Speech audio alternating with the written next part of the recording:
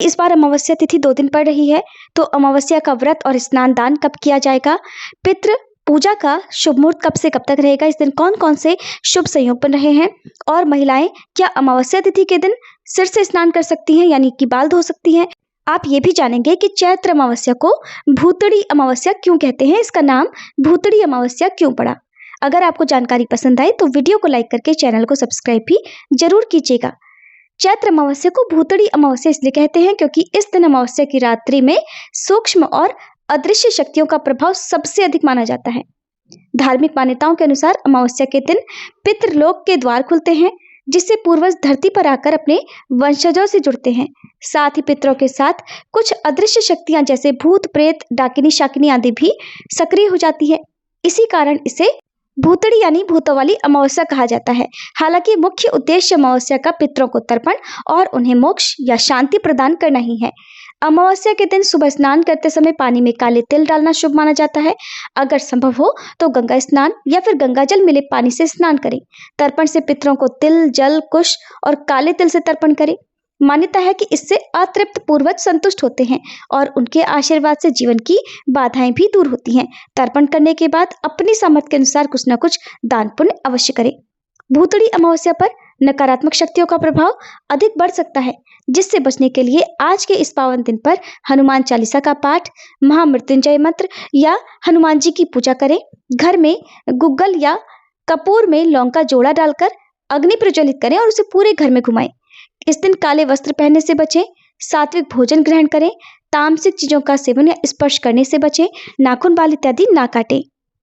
इस बार अमावस्या तिथि 18 मार्च दिन बुधवार को सुबह 8:26 से शुरू होगी। इससे पहले तक चतुर्दशी तिथि विद्यमान रहेगी और अमावस्या तिथि का समापन अगले दिन 19 मार्च दिन गुरुवार को सुबह 6:53 पर होगा। ऐसे में उदय तिथि के अनुसार तो 19 मार्च गुरुवार को अमावस्या है, लेकिन क्योंकि बुधवार को पूरा दिन अमावस्या तिथि रहेगी और पितरों की पूजा दोपहर के समय होती है, वहीं अमावस्या तिथि के दिन सुबह और शाम के समय पूजा की जाती है, जिसमें पीपल की जड़ में या शनिदेव के सम्मुख दीपक जलाया जाता है और पूजा करके परिक्रमा की जाती है। तो ये सभी शुभ मुहूर्त बुधवार को ही प्राप्त होंगे, इसलिए अमावस्या का व्रत तो आपको 18 मार्च दिन बुधवार को ही रखना चाहिए। और वैसे आप अमावस्या का स्नान 18 मार्च गुरुवार को भी कर सकते हैं, लेकिन 19 मार्च गुरुवार को क्योंकि सुबह 6:53 तक अमावस्या तिथि रहेगी, इस दौरान ब्रह्म मुहूर्त और सूर्योदय का समय भी अमावस्या तिथि के अंदर ही प्राप्त होगा। ऐसे में अमावस्या तिथि समाप्त होने से पहले पहले अमावस्या का जो स्नान है, जिसमें पवित्र जल में डुबकी लगाई जाती है, गंगा जी आदि में डुबकी लगाने का विधान है, वो आप 19 मार्च दिन गुरुवार को भी कर सकते हैं। इस बार बुधवार के दिन ब्रह्म मुहूर्त सुबह 4:59 से 5:47 तक रहेगा। इस समय में आप अमावस्या का स्नान आदि करके व्रत का संकल्प लेकर व्रत प्रारंभ कर सकते हैं। सूर्योदय होगा सुबह 6:36 पर, सूर्यास्त होगा शाम 6:53 पर और इस दिन शतभिषा और पूर्व भाद्रपद नक्षत्र और साध्य शुभ योग भी बन रहे हैं।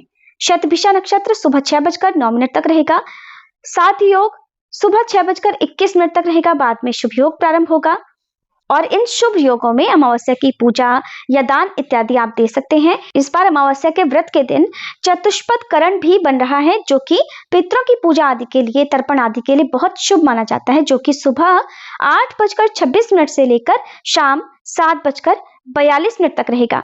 तो इस बीच में आप पितरों के नाम से जो कुछ भी दान इत्यादि देना चाहें, पितरों के नाम से पूजा पिंडदान आदि करना चाहें, वो कर सकते हैं।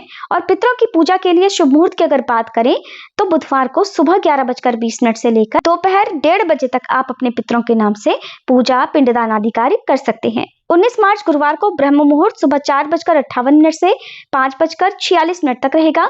सूर्योदय होगा सुबह 6:35 पर और इस दिन 6:53 पर अमावस्या तिथि समाप्त हो रही है और पूर्व भाद्रपद योग इस दिन सुबह 5:21 तक रहेगा। शुभ योग सुबह 4:01 तक रहेगा, बाद में शुक्ल योग प्रारंभ होगा। तो ये सभी योग अमावस्या के स्नान को और भी महत्वपूर्ण बनाने वाले हैं। तो इन शुभ योगों में आप गुरुवार के दिन अमावस्या का स्नान कर सकते हैं। इसके बाद आप नवरात्रि की पूजा संकल्प लेकर प्रारंभ कर सकते हैं और शुभ मुहूर्त में कलश की स्थापना करके व्रत कर सकते हैं, जिसकी अलग से वीडियो हमारे चैनल पर अपलोडेड है, आप देख सकते हैं। हमारे सनातन धर्म में कुछ व्रतों को लेकर कुछ मान्यताएं, परंपराएं या नियम अलग से बना लिए जाते हैं, जिसके अनुसार एक नियम ये भी है कि अमावस्या के दिन व्रत रखने वाली महिलाओं को अपने बाल नहीं धोने चाहिए, यानी सिर से स्नान नहीं करना चाहिए।